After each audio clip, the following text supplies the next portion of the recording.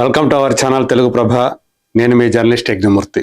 The Raja Saab జనవరి 9వ తేదీ విడుదలవుతూ ఉంది. మారుతి డైరెక్ట్ చేసినటువంటి ఈ సినిమాని పీపుల్ మీడియా ఫ్యాక్టరీ ప్రొడ్యూస్ చేసింది.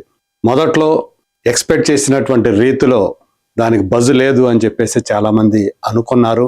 అయితే ఎప్పుడైతే ట్రైలర్ 2.0 అని చెప్పేసి రిలీజ్ చేశారో అప్పటి నుంచి కూడా రాజా సాబ్కు సంబంధించినటువంటి ఆ హైప్ అనేది క్రమక్రమంగా పెరుగుతూ సో ఇప్పుడు రిలీజ్ టైంకి వచ్చేటప్పటికి అది చాలా హైట్స్కి చేరిందని చెప్పేసి తెలుస్తూ ఉంది. ఇక్కడ మనం చూస్తూ ఉన్నాం సోలోగా రాజా సాబ్ అని. సోలోగా రావటం ఏంటి రాజా సాబ్? సంక్రాంతికి చాలా సినిమాలు వస్తున్నాయి కదా, తెలుగులోనే 5 సినిమాలు రిలీజ్ అవుతున్నాయి కదా అని చెప్పేసి మనందరికీ డౌట్ రావచ్చు. యాక్చువల్గా 9వ తేదీ రాజా సాబ్తో పాటు దళపతి విజయ్ సినిమా జననాయకుడు కూడా మన ముందుకు రావాల్సి ఉంది. దాంతో నిజానికి రాజా సాబ్కి ఎన్ని థియేటర్లు అయితే తెలంగాణలో ప్రత్యేకించి హైదరాబాద్లో ఆ థియేటర్లు కేటాయించారో అన్ని థియేటర్లో జననాయకుడు సినిమా కూడా వస్తుంది అని చెప్పేసి మనం ఇదివరకు చూసుకున్నాం. ఎందుకంటే ఆ థియేటర్స్ లిస్టు బయటకు వచ్చినప్పుడు ఇన్ని థియేటర్లో ఎలా జననాయకుడికి ఆ స్పేస్ ఇచ్చారు. తెలుగు సినిమాతో పోటీగా ఒక తమిళ డబ్బింగ్ సినిమా, అది కూడా బాలకృష్ణ నటించినటువంటి భగవంత్ కేసరి సినిమాకి రీమేక్. మన సినిమా రీమేకే మళ్ళీ మన ముందుకి డబ్బింగ్ రూపంలో రావటం, అది కూడా ప్రభాస్ లాంటి ఒక హీరో సినిమా మీద ఆ సినిమాని పెట్టి అంతవరకు సబబు అంటూ రావటం మనందరికీ తెలిసిందే. అయితే ఇప్పుడు జననాయకుడు రావటం లేదనేది ఖాయమైపోయింది. సెన్సార్ సమస్యలతో పాటు న్యాయపరమైనటువంటి చిక్కుల్లో కూడా ఈ సినిమా ఇప్పుడు ఉంది.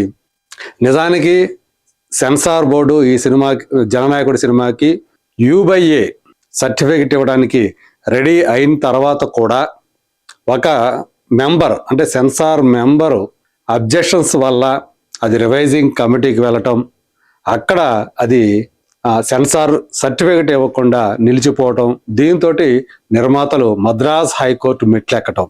సో మొత్తానికి వాదోపవాదాలు జరిగాయి, విచారణ జరిగింది. జస్టిస్ జనవరి 9వ తేదీన తీర్పు ఇస్తామని చెప్పేసి చెప్పారు. నిజానికి జనవరి 9వ తేదీనే జననాయకుడు విడుదల కావాలి.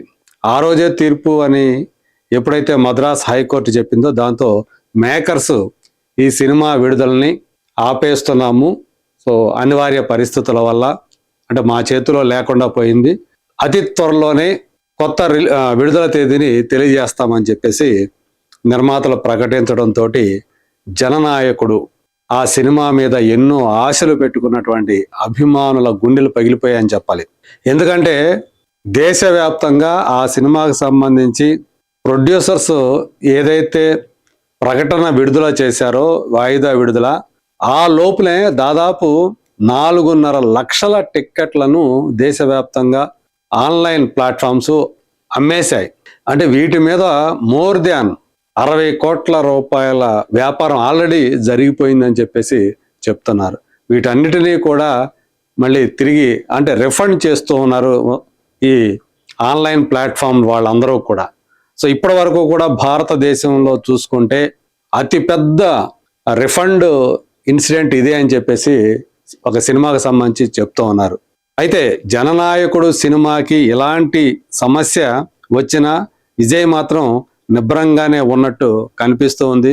ఎందుకంటే ఆయనకి ఇలాంటివి కొత్త కాదు, ఆయన ప్రతి సినిమాకి ఏదో ఒక ఇష్యూ వస్తూనే ఉంది. ఒక లీడర్గా ఆయన ఎదుగుతున్న క్రమం, అంటే ఒక హీరో నుంచి ఒక రాజకీయ నాయకుడిగా ఆయన ఇప్పుడు పరిణామం చెందాడు. సొంతగా ఒక పార్టీ పెట్టాడు. త్వరలో జరగబోతున్నటువంటి తమిళనాడు అసెంబ్లీ ఎన్నికల్లో పోటీ పడబోతున్నాడు. అందుగురించే అటు రాష్ట్ర ప్రభుత్వం అలాగే కేంద్ర ప్రభుత్వం కూడా, ఎందుకంటే బీజేపీని కూడా టార్గెట్ చేసుకొని విజయ్ మాట్లాడుతున్నాడు. ఈ సినిమాలో కూడా జననాయకుడి సినిమాలో కూడా అలాంటి సన్నివేశాలు అలాగే డైలాగ్స్ ఉన్నాయి అని చెప్పేసి ఆ అభ్యంతరాలతోటే ఇప్పుడు ఆ సర్టిఫికేషన్ని సెన్సార్ బోర్డు ఆపేసిందని సమాచారం.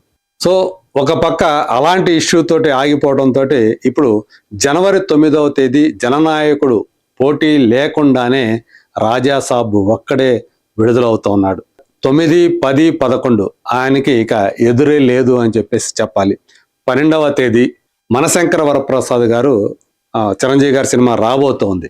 యాక్చువల్గా అది జనవరి 11వ తేదీ రాత్రి ప్రీమియర్స్తోనే మొదలవబోతున్నప్పటికీ కూడా ఆ రకంగా చూసుకుంటే జనవరి 8వ తేదీ నుంచే రాజాసాబ్ ప్రీమియర్స్ పడుతున్నాయి కాబట్టి 3 రోజులు క్లియర్ కట్గా ఆ సినిమా సోలోగానే థియేటర్ల వద్ద ఒక రేజ్ని కొనసాగించేటువంటి అవకాశం ఉంది అని చెప్పేసి చెప్పుకోవాలి.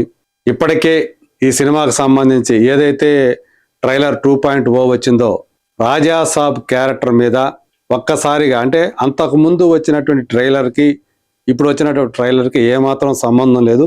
ఇందులో రాజాసాబ్ చేసేటువంటి వీరోచితమైనటువంటి ఆ సాహస కృత్యాలన్నీ కూడా కనిపిస్తున్నాయి. మనకు కావలసినటువంటి ప్రభాసి ఇతనే అని చెప్పేసి అభిమానులు అందరూ కూడా సో అది చూసిన తర్వాత అప్పటిదాకా వాళ్ళకున్నటువంటి డౌట్స్ ఏవైతే ఉన్నాయో అవన్నీ పటాపంచలైపోయాయి అని చెప్పేసి సోషల్ మీడియాలో వాళ్ళ అభిప్రాయాలను బట్టి వాళ్ళు వ్యక్తం చేస్తున్నటువంటి భావాలను బట్టి మనకి అర్థమవుతుంది. ఇప్పటికే మనం చూసుకుంటే నార్త్ అమెరికాలో ప్రీమియర్స్ ప్రీ సేల్స్ $1 మిలియన్ దాటిపోయి ఇంకా ముందుకు వెళుతోంది రాజాసాబ్.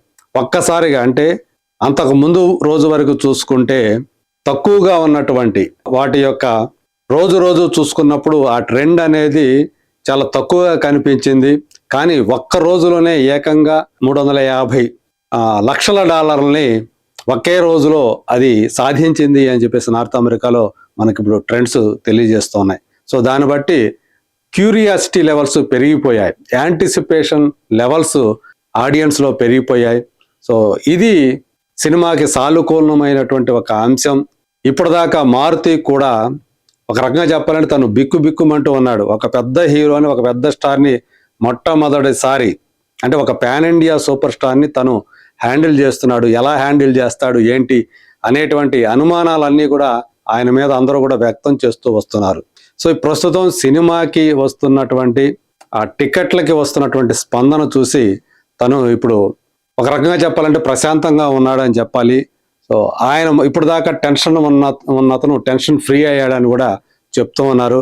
మరి చూడాలి, ఈ సోలోగా వస్తున్నటువంటి రాజాసాబ్ అది దాన్ని సద్వినియోగం చేసుకొని రికార్డు ఓపెనింగ్స్ని సాధిస్తాడు అని చెప్పేసి ఏదైతే అభిమానులు ఆశిస్తున్నారో మరి వాళ్ళ ఆశలు ఫలిస్తాయా లేదా అనేది మనకి మరికొద్ది గంటల్లోనే తెలిసే అవకాశం ఉంది. చూద్దాం ఆ మొదటి రోజు ఫిగర్స్ ఎలా ఉంటాయో. Let us wait and see.